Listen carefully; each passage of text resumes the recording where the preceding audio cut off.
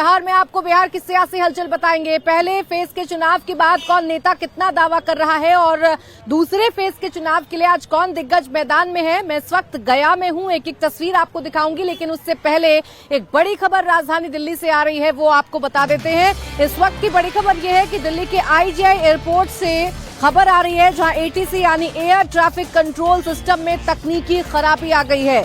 ATC में खराबी आने की वजह से 100 से ज्यादा फ्लाइट्स प्रभावित हैं। पैसेंजर्स फ्लाइट्स देरी से उड़ान भर रही हैं।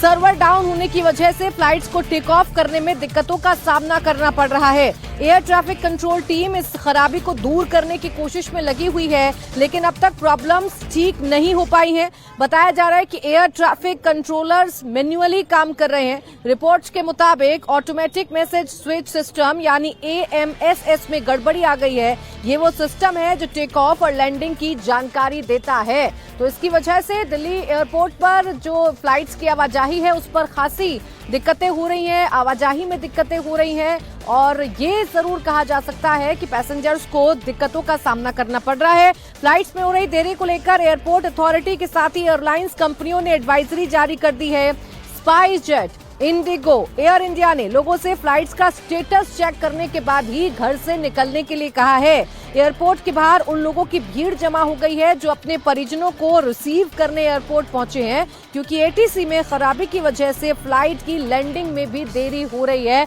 और इसलिए एयरपोर्ट के आसपास बहुत सारी जो भीड़ है वो इस वक्त जमा हो रही है। परिजन परेशान हैं और जो फ्लाइट्स हैं उनकी वजह से उन्होंने भी, या जो एयरलाइंस हैं उन्होंने भी एडवाइजरी जारी कर दी है और ये कहा गया है कि अपने घर से निकलने से पहले ये चेक कर लें कि आपकी फ्लाइट कितनी देरी से चल रही है, आपकी फ्लाइट का स्टेटस क्या है। ये चेक करने के बाद ही आप एयरपोर्ट पर पहुंचे, क्योंकि जो लोग अपने तय समय के मुताबिक एयरपोर्ट पर पहुंच रहे हैं उन्हें दिक्कत हो रही है, कई कई घंटे इंतजार करना पड़ रहा है।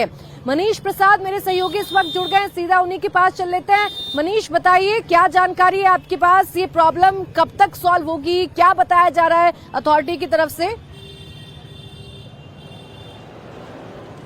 प्राची, GMR और एयरपोर्ट अथॉरिटी के द्वारा ये कहा गया है कि अभी इसे ठीक करने में टाइम लगेगा। AMS सिस्टम और जो दूसरा AMS सिस्टम है, इसका मतलब ये है टेक ऑफ लैंडिंग के टाइम जो ट्रैकिंग की जाती है, जो कम्युनिकेशन किया जाता है ATC के साथ, उसमें तकनीकी खराबी है और उसका असर इस समय दिखाई दे रहा है। ये वो लोग हैं जो अपने लोगों को लेने के लिए आए हैं। क्या नाम है आपका? मेरा नाम सागर चौहान है, मैं ऋषिकेश से आया हूँ उत्तराखंड से। कितनी देरी हो गई फ्लाइट में? कब आना ये था? फ्लाइट को आना था 8:50 पे और अभी तक 11 बजे फ्लाइट लैंड हुई है। अभी तक गेस्ट का वो पता ही नहीं है कुछ भी कि वो कब। 2 से ढाई घंटे की देरी हुई है।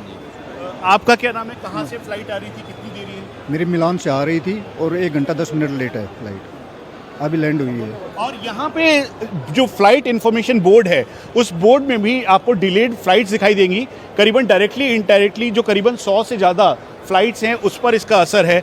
क्या नाम है आपका, कहाँ से आपकी फ्लाइट आ रही है, कितना टाइम है, कितना टाइम लग रहा है? 2 घंटे लेट। मिलान से एयर इंडिया आ रही है तो 2 घंटे लेट है। अभी तक कोई जानकारी इसके अलावा? अभी पहुंच चुकी है, उसका 9:25 का टाइम था, 11:13 पे यहाँ पे लैंड हुई है। तो अब आप ये देख लीजिए कि यहाँ पर जो आपको लोग दिखाई दे रहे हैं, दरअसल वो अपनों को लेने आए हैं। आपकी फ्लाइट कितनी डिलेड है, क्या जानकारी आई है? 9:25 की थी और अभी तक 11 उतरी है वो भी।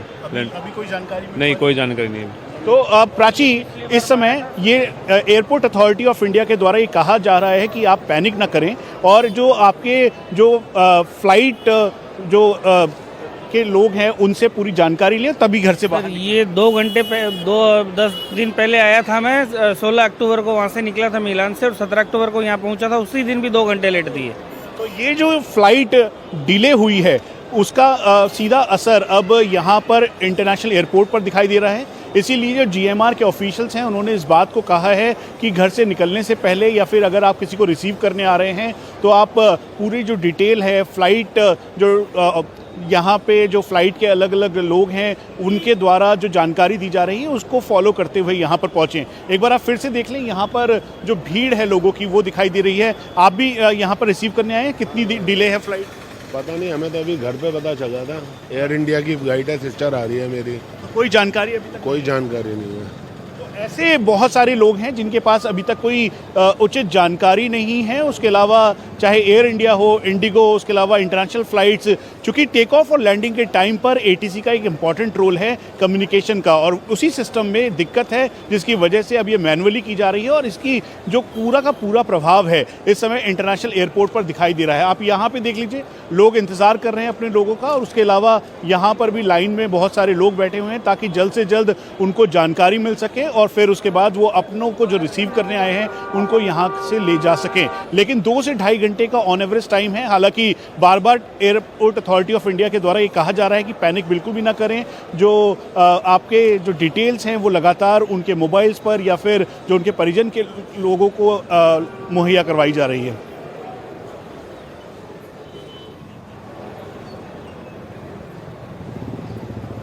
बिल्कुल ठीक कह रहे हैं आप मनीष, लोगों को दिक्कतों का सामना करना पड़ रहा है, पैसेंजर्स को दिक्कतों का सामना करना पड़ रहा है। आप इस पर नजर बनाए रखिएगा, आपसे अपडेट लेते रहेंगे। फिलहाल के लिए बहुत शुक्रिया मनीष आपका तमाम जानकारी देने के लिए।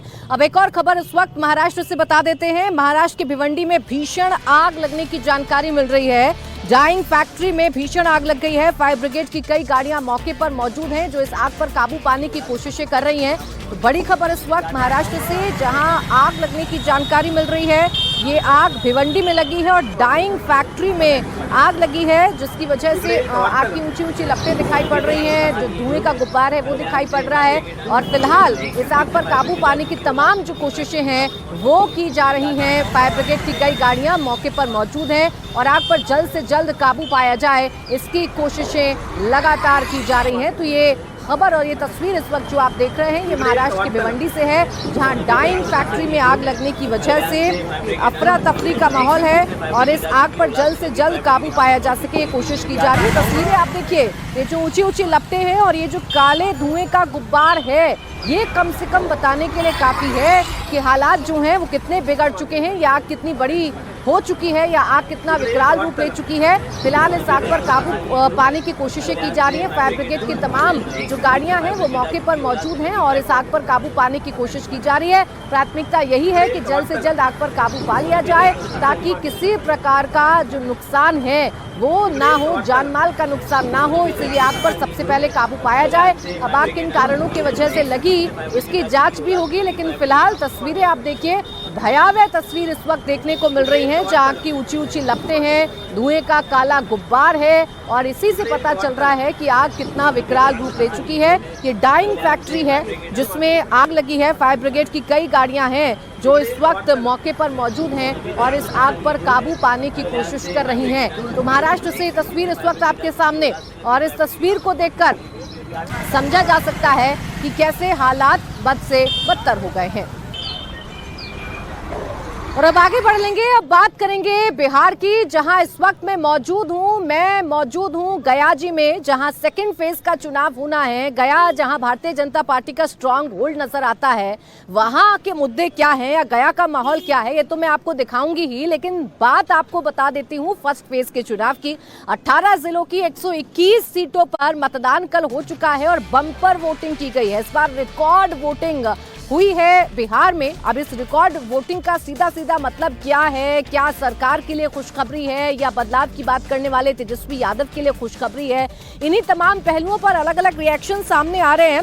पहले फेज की वोटिंग की अगर बात करें तो 64.69% वोटिंग पहले फेज में हुई है। ये आंकड़ा अभी और बढ़ सकता है। सबसे ज्यादा मुजफ्फरपुर में वोटिंग हुई है जहां 71.41% मतदान हुआ है और सबसे कम राजधानी पटना में वोटिंग हुई है। यहां सिर्फ 58.4% वोटिंग हुई है, लेकिन ये भी पिछले 2020 चुनाव के मुकाबले ज्यादा है। 2020 में पहले चरण में 55.68% वोटिंग हुई थी, लेकिन खास बात यह है कि पिछली बार पहले चरण में सिर्फ 71 सीटों पर ही चुनाव हुए थे। इस बार 121 सीटों पर वोट डाले गए हैं और ये जो मतदान का आंकड़ा है वो बढ़ चुका है, ये 60 से ऊपर जा चुका है। इसलिए कहा जा रहा है कि रिकॉर्ड वोटिंग है बिहार में इस बार जो दर्ज की गई है। 2020 के वोटिंग परसेंटेज से इस बार बार की तुलना की जाए अगर जिले वाइज तो इस बार काफी बढ़ोतरी देखने को मिल रही है। बेगूसराय जिले में 2020 में 71.7% वोट पड़े थे, जबकि इस बार 69.5% वोटिंग हुई, यानी 7.8% ज्यादा वोटिंग हुई है। तो पहले चरण जिसे एनडीए के लिए थोड़ा मुश्किल माना जा रहा था, क्योंकि 2020 में सबसे ज्यादा नुकसान एनडीए को पहले चरण वाली सीटों में ही हुआ था, शाहबाद भोजपुर वाले इलाके में हुआ था। अब इस बार क्या एनडीए वापसी करेगा? क्या जेडीयू को जो सबसे ज्यादा नुकसान 2020 में उठाना पड़ा था, क्या इन सीटों पर जेडीयू कुछ कमाल कर पाएगी? ये अब देखना दिलचस्प है, क्योंकि मतदाताओं ने तो किस्मत का फैसला कर दिया है, ईवीएम में कैद कर दिया है। अब 14 नवंबर को ही पता चल पाएगा, लेकिन जिस तरीके के संकेत मिल रहे हैं उससे क्या अंदाजा लगाया जाए? सबसे बड़ी बात यह है, क्योंकि फिलहाल महिलाओं की कल बड़ी बड़ी लाइनें देखने को मिली, कल पोलिंग बूथ्स पर बहुत सारी जो भीड़ है वो देखने को मिली, और इसी से समझ में आ सकता है कि बहुत बम्पर वोटिंग की गई है। भोजपुर जिले की बात करें तो भोजपुर जिले में भी जो वोटिंग है वो लगातार बढ़ गई है। 2020 में 53.4% वोटिंग हुई थी, जबकि इस बार 58.9% वोटिंग हुई है, यानी 5.5% का जो इजाफा है वो वोटिंग में हुआ है। तो ये पहले फेज का हाल हम आपको बता रहे हैं। अब दूसरे फेज के लिए भी जो दिग्गज हैं वो मैदान में उतर चुके हैं, और ये दिग्गज मैदान में उतरकर अपने लिए माहौल बनाने की कोशिश कर रहे हैं। फिर से बयानबाजी होगी, फिर से बड़ी बड़ी बातें की जाएंगी, लेकिन पहले फेज की वोटिंग क्या बताती है ये वाकई में दिलचस्प है देख लेना, ये वाकई में दिलचस्प है जान लेना। गया में है, गया का माहौल आपको दिखाएंगे, लोगों से बात करेंगे। दो जो वरिष्ठ पत्रकार हैं वो इस वक्त मेरे साथ हैं, उनसे भी बात कर लेंगे। हमारे साथ जितेंद्र मिश्रा है और रंजन सिन्हा जी हमारे साथ हैं। रंजन जी, गया का माहौल तो आप मुझे बाद में बताइएगा, पहले फेज पर भी आपकी नजर होगी। पहले फेज में बम्पर वोटिंग की अगर हम बात कर रहे हैं, 60 से ऊपर रिकॉर्ड तोड़ मतदान हुआ है, क्या माहौल है? महागठबंधन या एनडीए, कौन किस पर भारी दिख रहा है? नहीं, देखिए, जिस तरह से कहा जाता है कि जहाँ परसेंटेज बढ़ता है तो बदलाव की लहर है, इसमें अगर कोई परसेंटेज इस बार बढ़ा है तो कहीं ना कहीं जो नई नवेली जो आए हैं हमारे प्रशांत किशोर, उनके कारण भी बढ़ा है वोट। वो जिस तरह से पदयात्रा उस इलाके में किए हैं, पदयात्रा का असर है, और जिस तरह से प्रचार प्रसार किया गया है, लोग इस बार महापर्व, लोकतंत्र का महापर्व बहुत ढंग से लोग मनाए हैं वहाँ। बहुत अच्छे से लोकतंत्र का महापर्व मना है। किसका पलड़ा भारी दिख रहा है? इसके पीछे की वजह क्या है? सरकार के लिए खुशखबरी है या महागठबंधन के लिए खुशखबरी? महिलाओं को जो 10,000 रुपया दिए नीतीश कुमार हाल ही में, उसका भी कुछ असर होगा इस पे। हो सकता है कि नीतीश जी का ही पलड़ा भारी हो जाए, लेकिन प्रशांत किशोर भी फैक्टर हैं। प्रशांत किशोर फैक्टर है। अब गया की जनता, यहाँ पर भी वोटिंग होनी है, क्या मुद्दे हैं इस बार बिहार में? क्या नाम है आपका? मेरा नाम एमडी सुहेल है। हाँ, सुहेल साहब बताइए, क्या मुद्दे हैं इस बार आपके चुनावों में? मुद्दे ये कि हम महंगाई बहुत है और हर चीज़ का एक्सपायरी डेट होता है। जैसे कि मेरे 35 साल से प्रेम कुमार जी है, बहुत बूढ़े हो गए। युवा को मौका मिलना चाहिए। हमारे कांग्रेस के कैंडिडेट मोहन श्रीवास्तव युवा है। जब कोविड हुआ था तो मोहन श्रीवास्तव अपने कंधे पर लाश धोए थे, हर जगह जा काम किए थे।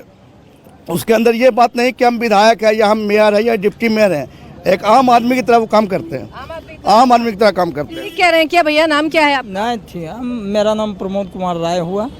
यहाँ मोदी जी को चेहरा, उनके विकास की सेंट्रल में जो है सो मोदी जी विकास पुरुष हैं, इसलिए एनडीए को ही लाना लोग चाह रहे हैं। एनडीए को ही लाना चाह रहे हैं। हाँ, कोई बदलाव नहीं? कोई बदलाव नहीं। और जो तेजस्वी यादव इतनी बड़ी बड़ी बात कर रहे हैं, वो बात कर रहे हैं, वो हवा में है।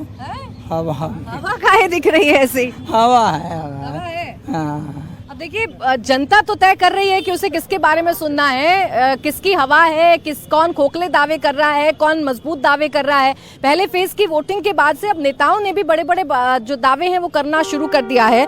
बिहार के डिप्टी सीएम सम्राट चौधरी, जिनकी सीट तारापुर है, कल वहां भी मतदान हुआ है, उनकी किस्मत का फैसला भी जनता ने कर दिया है। उन्होंने वोटिंग के बाद ये कहा है कि वो 121 में से 100 सीटें जीतेंगे। वहीं चिराग पासवान ने भी कह दिया है कि फर्स्ट फेज के बाद ये तय है कि बिहार में एनडीए की ही सरकार बनेगी। तो सोचिए, 121 सीटों में से 100 सीटों पर कमल खिलाने की बात सम्राट चौधरी कर रहे हैं। सुनिए उन्होंने क्या दावा किया है। 121 सीटों में से लगभग 100 सीटों के आसपास एनडीए जीत रही है, और ये 2010 के रिजल्ट को ब्रेक करने वाला रिजल्ट होगा। और आज के चुनाव में महागठबंधन के मुख्यमंत्री के उम्मीदवार भी चुनाव हार रहे हैं। पहले चरण का मतदान और जिस तरीके से रुझान आ रहे हैं, हम लोगों की अपनी सीटें, गठबंधन की तमाम सीटें, इसमें एक बात तय है, एक बात स्पष्ट है और रत्ती भर इसमें कहीं कोई शंका नहीं है। और मैं इसलिए कतई नहीं बोल रहा कि मैं इस गठबंधन का हिस्सा हूं। 14 तारीख परिणामों के बाद एक बार फिर से बिहार में अब एनडीए की मजबूत सरकार इस बार बनने जा रही है। 121 में से 100 सीट का दावा सम्राट चौधरी कर रहे हैं। पहले इस दावे पर बताइए, जो दावा किया है कि 121 में से 100 सीटें जीत जाएंगे, लग रहा है आपको मिश्रा जी कि ये संभव है? संभव तो नहीं है। संभव नहीं है। नहीं, कितनी सीटें लग रहा है 121 में से महागठबंधन या एनडीए के खाते में जाएंगी? 50-50 पे आ सकते हैं लोग। 50-50 आ सकता है। बहुत बड़े बड़े दावे किए जा रहे हैं। क्या नाम है आपका? तनवीर नाम। तनवीर, एक सम्राट चौधरी कह रहे हैं पहले फेज में तो हम जीत गए, 121 में से 100 सीट हम जीत गए। लग रहा है दावे में कुछ मजबूती लग रही है? नहीं मैडम, 50-50 पर आधार रहेगा। 50-50? जी जी जी। 50-50 का ही लग रहा है, इसलिए कि बदलाव जरूरी है नौजवानों के लिए। जरूरी है। जी जी जी। क्या बदलाव जरूरी है? लग रहा है 121 में से 100 सीटें जीत सकते हैं एनडीए वाले या सम्राट चौधरी? 100 सीट से कम थोड़े आवेगा अबरी सम्राट चौधरी के, काहे कि मोदी जी के चेहरा पर वोट पड़ रहा है, नीतीश जी के चेहरा पर हम लोग वोट नहीं के चलते जो ऐसे दिया गया है और निश्चित है कि 100 सीट लाना ही है सम्राट चौधरी का, हर हालत में। हर हर मोदी, घर घर मोदी।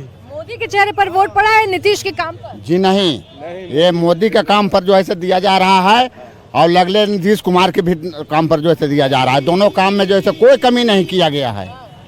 सही कह रहे हैं क्या सम्राट चौधरी के 121 में से 100 जीत लेंगे? हाँ, 100 आ जाएंगे। हाँ, दावा है। दावा है। हाँ। जनता कह रही है, आपको क्या लग रहा है, कितना आसपास लग रहा है उनका ये आंकलन? देखिए, उनका ये 100 सीट का दावा खोखली है। इतना सीट तो नहीं मिलने जा रहा है, लेकिन हाँ, हम इतना जरूर बोलेंगे 65 से 66 सीट जो हम लोगों ने भी सर्वे किया है वो सीट उनको मिलने जा रहा है। और बाकी अन्य जो पार्टी है, महागठबंधन है और भी छोटी छोटी पार्टियां हैं, उन लोगों को मिल रही है। 65 से 66 जी जी, बढ़ोतरी तो हो रही है। हाँ, बढ़ोतरी है और इस बार उम्मीद करते हैं कि वही उतना ही फिर इधर 136-37 पे टिक जाएंगे, सरकार बन जाएगी एनडीए की। सरकार बन जाएगी एनडीए की। 100 का दावा सम्राट चौधरी ने किया है, 65-66 सर्वे में लोग दे रहे हैं। अब ये दावा जनता इस पर मुहर लगा रही है। कुछ लोग हैं कह रहे हैं हाँ भाई ऐसा हो सकता है, कुछ कह रहे हैं नहीं, ये तो बहुत ज्यादा कोट कर दिया है। लेकिन अगर आपको जिले वाइज हम वोटिंग परसेंटेज बताएं तो बक्सर जिले की बात है, यहाँ 2020 में 56.1% वोटिंग हुई थी, जबकि इस बार 61.8% वोट पड़े, यानी 5.7% वोटिंग ज्यादा बक्सर में हुई है। मत प्रतिशत लगभग हर जिले में बढ़ा है। पटना में सबसे कम लोग घरों से बाहर निकले, 55% के आसपास ये आंकड़ा रहा। हालांकि पिछली बार की तुलना में पटना में भी इस बार ज्यादा लोग घरों से निकले हैं, लेकिन सबसे ज्यादा पटना में इस बार कम वोटिंग हुई है। लेकिन इसका क्या असर जनता के मन पर पड़ रहा है, जनता के माइंड पर पड़ रहा है, ये सीधा जनता ही बताएगी। पहले चलिए बक्सर का आंकलन बता दीजिए। बक्सर पर भी आप लोगों ने नजर बनाकर रखी होगी। बक्सर किसके लिए आसान, किसके लिए लग रहा है कि मुश्किल है? कुछ सीट पे तो एनडीए आ जाएंगे, लेकिन उसके बाद सीट जो है सो महागठबंधन को चला जाए। मतलब बक्सर में महागठबंधन का बोलबाला ज्यादा रहेगा? जी, ये आपको लग रहा है? जी जी। क्या नाम भैया आपका? राजेश रजक। जोर से बोलिए थोड़ा। राजेश रजक। राजेश रजक। हाँ, तो रजक साहब बताइए, बड़े बड़े दावे पहले चुनाव के बाद लोग कर रहे हैं, गया में तो अभी चुनाव होना है। इस सम्राट चौधरी कह रहे हैं 121 में से 100 जीत जाएंगे, चिराग कह रहे हैं हमारा ही बोलबाला है। किसकी बात सही लग रही है? अभी तो बोलबाला है मोहन श्रीवास्तव का। मोहन श्रीवास्तव माने कांग्रेस वाले? जी, कांग्रेस। यहाँ पर? जी, गया में। गया में जी। तो प्रेम कुमार जी इस बार नहीं लग रहा है कि आ पाएंगे? नहीं आवेंगे। नहीं आ पाएंगे? नहीं। क्या भैया आसान है प्रेम कुमार जी को जिताना? एकदम प्रेम कुमार जीतेंगे। जीतेंगे? कह रहे नहीं जीतेंगे। 100%। 100%? नहीं लग रहा है जीतेंगे? भरोसा है एनडीए पे, मतलब कि बस ऐसे ही। बस ऐसे भरोसा है? अरे भाई, किस बात को लेकर भरोसा है? एनडीए पर या महागठबंधन, किस पर भरोसा है? महागठबंधन की सरकार बनेगी। महागठबंधन जी। नाम क्या है आपका? सुरेंद्र कुमार यादव। यादव जी? बोध गया। हाँ, तो बताइए ना यादव जी, क्यों लग रहा है कि भाई महागठबंधन की सरकार बनेगी? रोजगार नहीं है, नौकरी नहीं मिल रहा है। मोदी जी आते हैं, झांसा देते हैं, 2 करोड़, कहाँ चल गई 2 करोड़? तो लोग जानते हैं ना साहब। झांसा देते हैं मोदी हाँ। जी। क्या सही कह रहे हैं? चाचा क्या नाम है आपका? अजीत कुमार। अजीत कुमार जी बताइए, तो सही कह रहे हैं कि झांसा देते हैं? इनको जो मत है जो ही कह रहे हैं, आप बताइए, जो हम कहेंगे। तो बताइए क्या मत है? प्रेम कुमार जी क्लियर हैं, क्लियर है, क्लियर, एक बार फिर जीत जाएंगे वो? एकदम जीत जाएंगे, जीत जाएंगे, एकदम जीत जाएंगे। नेता बहुत बड़े बड़े दावे कर रहे हैं, बीजेपी वाले कह रहे हैं जो 121 सीटों पर कल मतदान हुआ, हम 100 सीट जीत जाएंगे। संभव है इतनी सीट जीतना? संभव हो या ना हो, वो सम्राट है, वो कुछ बोलेंगे अपना, वो तो सम्राट है, ये है सम्राट है तो कुछ बोलेंगे। कुछ बोलते, सम्राट ऐसे ही है, बोलिए पर ना है, अच्छा जो बोलते हैं वो करते हैं, यूँ कोई जरूरी है जो क्या नाम है? अच्छा, आपसे तो बात हो गई। आप बताइए भैया, क्या किस में दम लग रहा है, किसके दावों में, किसके वादों में दम लग रहा है? यहाँ से एनडीए का ही प्रबल है। एनडीए का ही? क्या प्रेम कुमार के चेहरे पर या सरकार ने कुछ काम किया? प्रेम कुमार के चेहरे पर नहीं, ऊपर के चेहरे से दिया जाता है। ऊपर का चेहरा कौन? मोदी जी। मोदी जी, देखिए यहाँ मोदी जी भी एक फैक्टर हैं जिस पर चर्चा हो रही है। बहुत बड़े बड़े दावे सब नेताओं की तरफ से किए जा रहे हैं और ये दावे फर्स्ट फेज में अपनी अपनी जीत के किए जा रहे हैं।